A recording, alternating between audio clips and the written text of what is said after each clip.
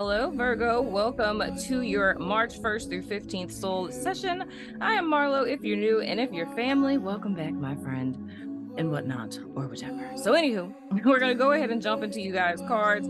Okay. And see what's going on with you guys. Okay. Okay. From the 1st through the 15th. Good Lord, these just popped out. Okay. First card out we have is the Ace of Pentacles. Then we have the Knight of Wands. Okay, that's fascinating. And then we have the Ten of Swords in the reverse. So here is the thing. There is a bit of a resistance to change in the first week of March. And it's interesting. Coming into March from February, Virgo, you guys have been offered some sort of an opportunity, whether it's monetary in nature. Because it's tax time, I have to say you may have gotten your tax return. You know what I'm saying? But it's either monetary in nature. It could be that you got a new job. It could be that you were offered a new opportunity that has an opportunity for advancement, like something that you can work with for some time.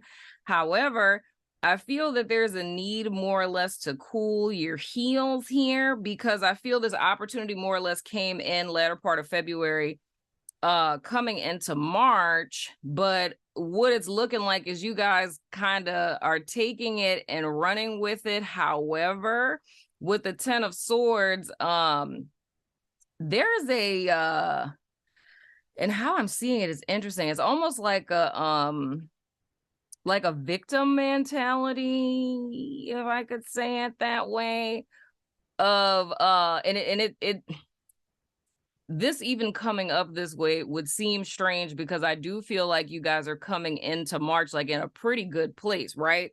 But I feel what happened here is an opportunity was offered to you. You guys took it and ran with it, which is definitely a good thing in theory. However, it needs to be grounded, is what I'm trying to say. And the only issue is what's lingering from past. And it's kind of reminded maybe an earth sign thing, because I said something very similar to Taurus in their soul session. But with this Ten of Swords in the reverse, there's more or less like a mindset that needs to shift here, that's very much centralized around like victim, like being the victim. So it's kind of like and I'm gonna give you an example. If you got your tax return, right, and you ended up spending it all loosey-goosey, right? But you spent it loosey-goosey on stuff that were other people's problems. Like, I don't know, your sister got a flat tire and you bought her like a whole new set of tires, because how could you not? Because she totally relies on you. Or then like your kids got involved in, I don't know, because I'm a sports mom, they got involved in AAU something, right? And you had to buy like a whole bunch of stuff and, you know, whatever. So all this stuff happens, and the next thing you know, it's like you're flat broke, right? So that's where that victim mentality would come in. It's like, oh my gosh, you know, I had this money and I had all of these plans, like all of these things that I wanted to like do with the money. And, you know, then it's like all these people come in and totally like mess me over. Oh my gosh, my best friend is like calling me repeatedly, and I'm wondering if that's an emergency. Hold on a second. Well, I guess it's a good thing I did answer the phone, because my godchild was outside of my house and could not get inside. So pretty glad I answered that. But anywho, so like I was saying, with this mentality, I feel like that's something that you guys may have been struggling with, I mean, for, you know, eons, you know what I'm saying? But it's like the whole thing I feel like I'm forewarning you guys about here is that whenever good things happen in our life, like we could be really focused on, okay, well, I have an issue with this particular thing. I do always feel like a victim, hypothetically, right? Because it could be a myriad of different things, but victim mentality is the thing that I'm seeing specifically. But it's like, you know what? I'm going to go to therapy. I'm going to start working on that, start journaling about it, whatever the case, right? And then something really good happens. And when good things happen, we totally forget about all of the stuff that was less than stellar that happened in our lives, because it's like, we just have a perception as human beings. Money fixes everything, right? When good stuff we fall in love, whatever the case, it's almost as if we think all of the problems we had prior to that moment, all of those things just go away and we're fine now, right?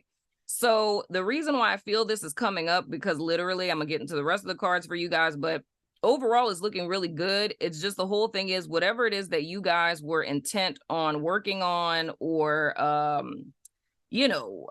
putting energy towards, or fixing in your life, whatever the case, don't forget about that just because things are going well.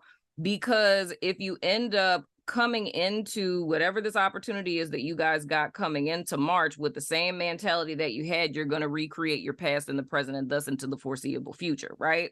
Now, coming into the second week of March, the first card you guys have is the High Priestess. And of course, that is Piscean energy. Some people say Cancerian. The next card you guys have, if my autofocus works, we have the Devil in the reverse. That's Capricorn energy. Then we have the Seven of Wands, that back, give me 50 feet card. And then that is clarified by the Empress, which is Libran as well as Taurian energy. And I know that Jupiter and Venus are doing some things in the sky. Don't know too much about it, but it's good things nonetheless. But whatever the case, what it's looking like, Virgo, it's really funny. It's making me think about Gemini's reading from February. I named their reading Real G's Move in Silence Like Lasagna. And that's kind of the vibes I'm getting with this High Priestess, but even bigger than that. So I feel, as far as what it is that you guys are doing, I say that too because the Seven of Wands is here. As far as what it is that you guys are working on, I do feel that there needs to be a sense of structure and order. Like there needs to be a plan that would behoove you. You feel what I'm saying? Because I feel like laying a foundation or creating a strategic plan for how you're going to spend this money or invest it or whatever the case or whatever this is that this opportunity means. I feel it's important for you guys to get clear on what it is that you're going to do with it or what your plan is moving forward. And not necessarily sharing that with people, because I feel that that's going to kind of potentially throw you off of having a lot of different opinions that are coming in, because with this Devil in the reverse coming out, that's you guys coming out of bondage. And I legit feel the way that it's been up into this. Why are all the boys coming to my house today?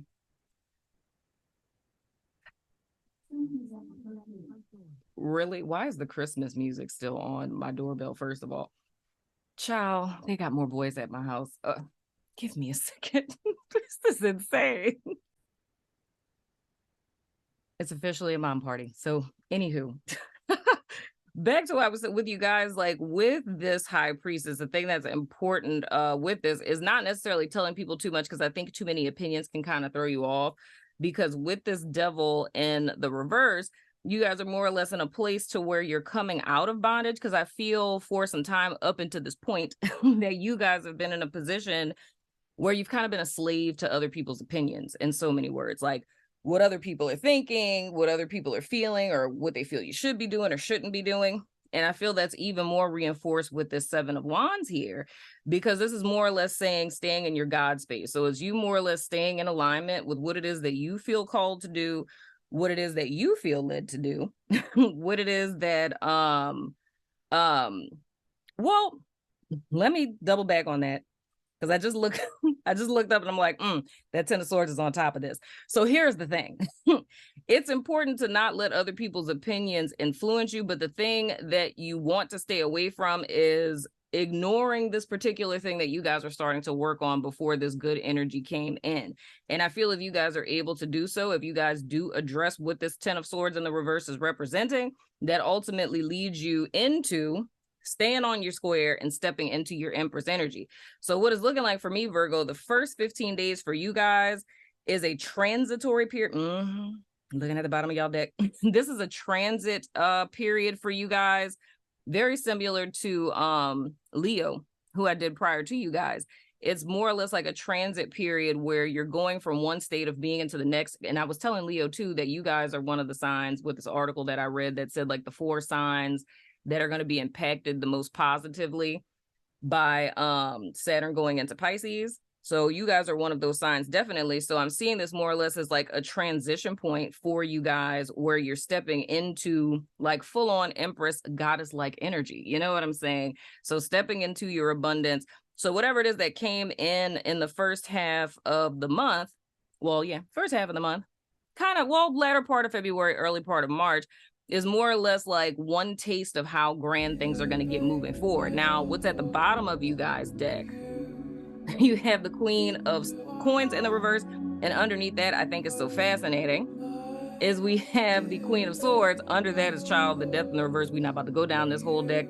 But I feel what that's really saying to me is why all of this is happening is to get you guys out of this Queen of Pentacles kind of energy, and that Queen of Pentacles in the reverse kind of energy, where it's like your money is kind of funny, it's lacking, you know, in abundance, it's feeling insecure, or, you know, self-esteem not being on point, things of the sort. Is more or less trying to get you guys out of that, but it's highlighting and pointing out what it is that's held you back up to this point. And the doorbell is ringing again, child. What is happening in America? Anywho, but it's to get you guys, it's to get you guys out of this energy. But with the Queen of Swords being underneath it, that's saying to me that it's learning from past mistakes and creating a tangible strategy that's going to help you guys out moving forward. So anywho, that has been your soul session, Virgo. I'm sorry for you guys being paused so many times, but anyway, I love your freaking face. The second half of this will be out on the 15th on membership platforms. So I will see you guys sooner than later, my friends.